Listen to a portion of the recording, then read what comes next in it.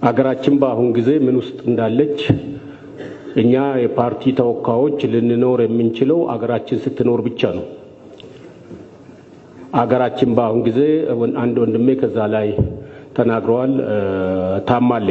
ታማለች ብቻ ሳይሆን ከፍተኛ ህመም ውስጥ ወድቃለች። ለነገሩ ኦሮሞዎች ስሉ ምን ይላሉ? እርግቢ ካንዱበቴ ቦዳ ዱበቹን ቀርሜ ፍናኑ ይላሉ። ይሄም ትርጉሙ ምንድነው? አዋቂዎች ከተናገሩ በኋላ መናገር ቃርሚያን መልቀም ነው እንደማለት ነው። ይሄን ካልኩ እኔ አሁን አገራችን እንዴት እናድን ያለውን ችግር አንድ ባንድ እየሰማን ነው ከተለያዩ ተወካዮች።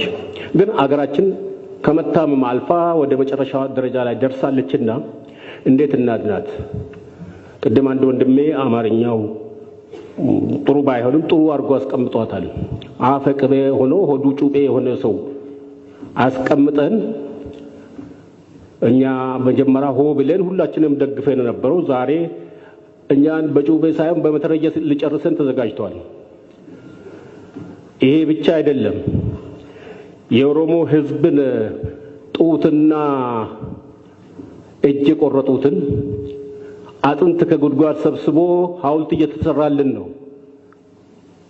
ስንት መደረግ የሚገባቸው በየክልሉ ያሉ ለአጥንት ለመሰብሰብ ወደ ቤተ መንግስት የገቡ ዲያቆኖችና አንዳንድ ነጋዴዎችን በማሰባሰብ በኦሮሞ ህዝብና በሌሎች ብሔር ብሔረሰቦች ላይ እየተደረገ ያለው ደባ ታሪክ ይቅር የማይለው ነው። እኛ ዛሬ ፒፒ የምንበለው ምን የምንበለው ግን ታሪካችን 150 ዓመት አባቶቻችን የታገሉበትን ቋንቋ ሊያጠፋ፣ ባህል ሊያጠፋ፣ ማንነትን ሊያጠፋ ከነጋዴና ከዳቆን ጋር የሚማክረው ጋር ጎን አንቆምም ብለን ወደዚህ ስንመጣ ስንት ተጽዕኖ ተደርጎብን እንደመጣን እናውቃለን። እኛ ለተጽዕኖ አንንበረከክም። የመጀመሪያው ምንድነው? አገራችንን ማዳን ነው። ሀገራችንን ከገባችበት ማውጣት ነው። ይሄንን ደግሞ መላው የኦሮሞ ህዝብ ተገንዝቦት ከዚህ ጎን ላለመቆም የተማማለበት ሁኔታ ነው ያለው። በመማማሉም ምክትሉም ጥለው ሄደዋል።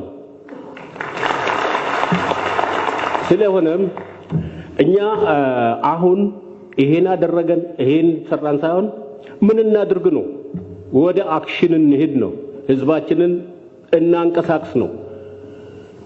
ህዝባችን ወደ አክሽን ሄዶ ሀገሩን ማዳን አለበት።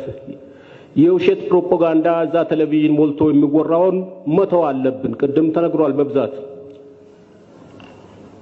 እኔ በኦሮሞነቴ ካልኮራው፣ አቶ አባይ በትግሬነቱ ካልኮራ ኢትዮጵያ የምትባል የለችም። መጀመሪያ ነው መቅደም ያለበት። ይሄን ለማጥፋት ነው አሁን ቤተ መንግስት የተሰባሰቡት። ይሄን አባባል ለማጥፋት ነው። በጣም በሚገርማችሁ ነገር ከሳምንት በፊት እኔ አዳማ ነበርኩና አዳማ ተካሂዶበት በማቆ ባባገዳ አዳራሽ በአማርኛ ነው የተካሄደው።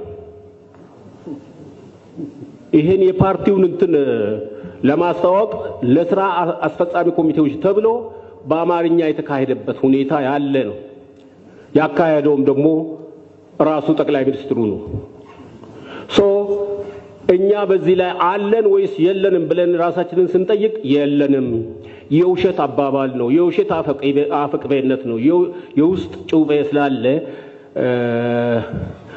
ገንፎ ቢሆንም ጋሬጣ ውስጡ ካለ ያው መውጋቱ አይቀርም እና ከታች እንዴት እንደመጣ ስለማናቅ ጋሬጣ ውስጡ አለ ማለት ነው። አመጣጡ